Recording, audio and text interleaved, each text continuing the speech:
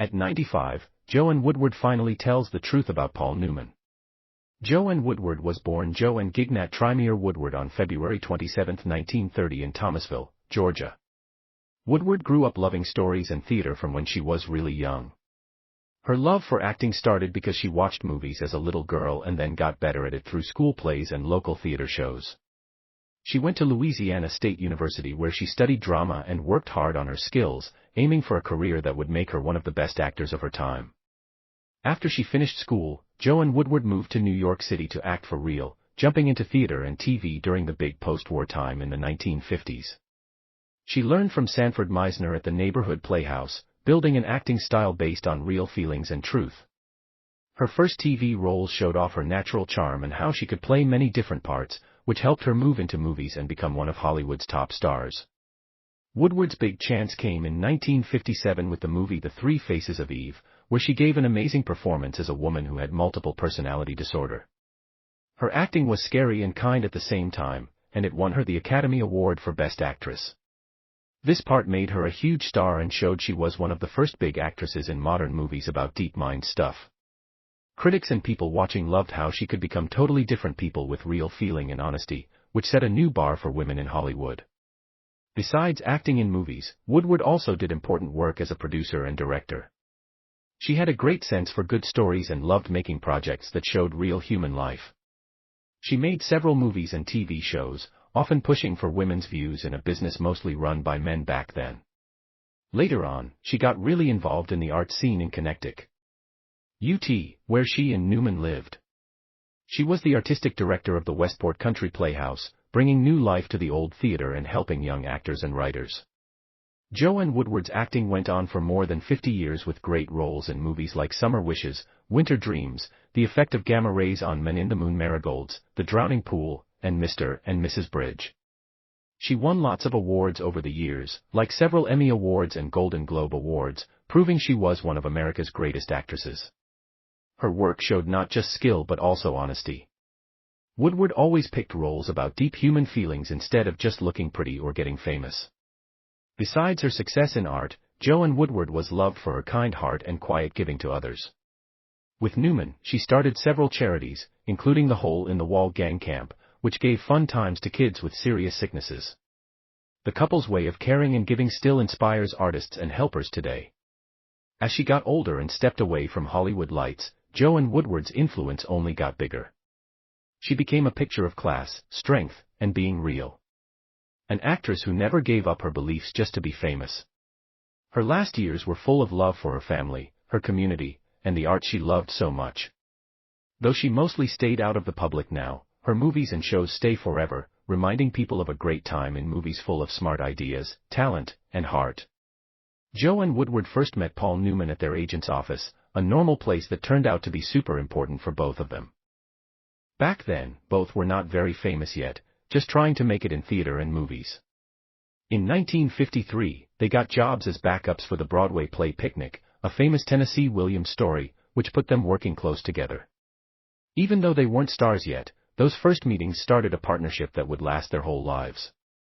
They got along well not only because they both wanted to succeed, but also because they respected each other's hard work and talent. This time had the usual hard parts for young actors. Long practice hours, not much attention, and always pushing to show what they could do. But it let a simple friendship grow into something stronger, based on the same dreams and knowing their lives might come together in a big way someday. By 1957, Woodward and Newman's work came together bigger with the movie The Long Hot Summer. The film changed things for both of them. Newman was already getting noticed for his strong acting on screen, and Woodward was about to get big praise, so they were in a project that needed great acting and real connection between them. Working on this movie showed the personal bond that had grown quietly over time. While they filmed, they dealt with Hollywood's bigger attention, people watching them, and the strong feelings needed for their deep roles. It was around then that Newman got divorced from his wife at the time, Jackie Witt, with whom he already had 3 kids, making room for a real and open relationship with Woodward. On January 29, 1958, Woodward and Newman got married in Las Vegas, a place known for fast weddings, but now remembered in Hollywood as the start of one of the longest marriages in show business. Just a few months later, on March 28, 1958, Woodward hit the top of her career by winning the Academy Award for Best Actress for her amazing role in The Three Faces of Eve, where she played a woman with multiple personalities. The timing felt like luck, showing not only a huge win at work but also a special moment in a marriage that would soon be famous for lasting so long and being so loving. Their marriage lasted an amazing 50 years, something very rare in a world where relationships often don't last. Newman died from lung cancer on September 26, 2008, leaving behind a legacy of great movies and true love. Looking back on their life, Woodward has said he's very good-looking and very sexy and all of those things, but all that goes out the window. Finally, and what finally is left is if you can make somebody laugh. And he sure does keep me laughing. Her words show the deep closeness in their marriage, focusing on laughs, being together, and shared happiness that kept them strong through years of fame, tough times, and normal long relationship problems. Newman also talked openly about their marriage, saying its success came from some mix of lust and respect and patience and determination, a short but strong way to explain the mix of passion and sticking together that made their relationship special. In interviews, Newman often answered questions about staying faithful with his funny style. When Playboy magazine asked how he stayed true to Woodward all those years, he said, "I have steak at home. Why go out for hamburger?" The comment shows his loyalty, plus a fun way of saying they still attracted each other, seeing staying faithful as a happy choice based on wanting each other, respect, and being content in their close bond. Together, Joanne Woodward and Paul Newman created a family and a lasting mark. They had 3 daughters, Eleanor Teresa, called Nell, born in 1959. Melissa Stewart, born in 1961, and Claire Olivia, called Clea, born in 1965. Woodward loved her family just as much as her acting, balancing being a mom with a busy career. Each girl grew up seeing their parents' strong commitment to each other, learning from a marriage that had its hard parts but showed real love, respect, and teamwork. The story of Joanne Woodward and Paul Newman is more than just a Hollywood love story. It shows lasting love, working together, and the special thing that happens when 2 people grow both a personal and creative bond for a whole lifetime. At 95, Joanne Woodward, the bright actress whose work lasted many years and whose private life interested people almost as much as her acting, finally ended her long quiet time to talk openly about her famous husband, Paul Newman. Known for her calm, elegance, and amazing skill, Woodward always kept the private parts of her life with Newman protected, keeping the mystery of one of Hollywood's most famous pairs. But in a special time of thinking and being open, she let herself talk with real honesty about their marriage, their strong bond, and what was really behind the shiny public picture. "We loved each other more deeply than anything else in this world," she said, her voice still full of the warmth and truth that made her special on screen and in life. For many years, people loved the team of Woodward and Newman. Their marriage lasted over 50 years until Newman's death in 2008, often seen as an example of true lasting love in Hollywood, something rare in a place full of short romances.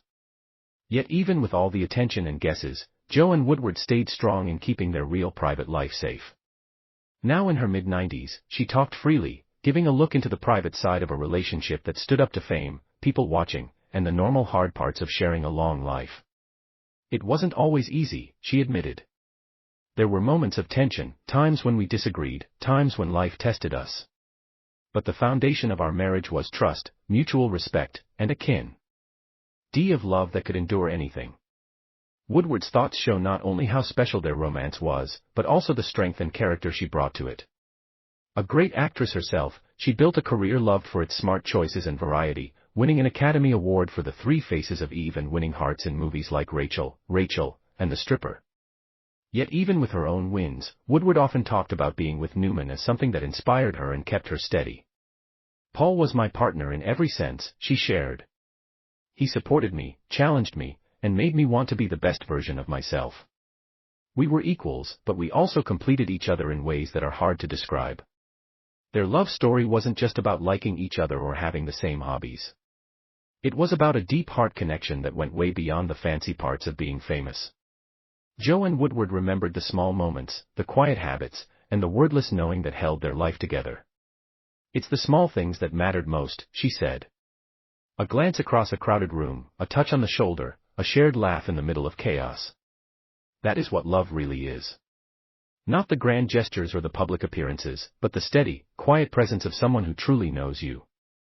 Woodward also talked about how hard it was to keep a relationship strong with everyone always watching. Both she and Newman were famous, but they protected the heart of their life from outsiders.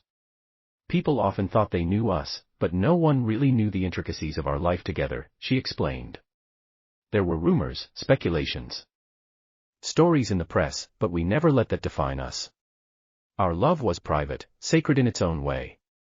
As she speaks at 95, there is a thoughtful feeling in Woodward's voice, a mix of missing the past, respect, and soft sadness. Paul was extraordinary in so many ways, she said. He had a generosity of spirit, a kindness, a moral compass that guided him through life, and he had a sense of humor that could light up any room. To have loved someone so deeply and for so long is a gift I cherish every day, even though he is no longer here. In finally sharing her thoughts, Joanne Woodward not only honors the memory of Paul Newman, but also gives the world a profound lesson in love, resilience, and authenticity. She reminds us that even amid fame, pressure, and the inevitable passage of time, a relationship built on respect, devotion, and genuine companionship can endure, leaving behind a legacy that transcends film, accolades, and the ephemeral nature of celebrity. Our life together was not perfect, she concluded, but it was real, and it was ours. And that truth is something I will carry with me always.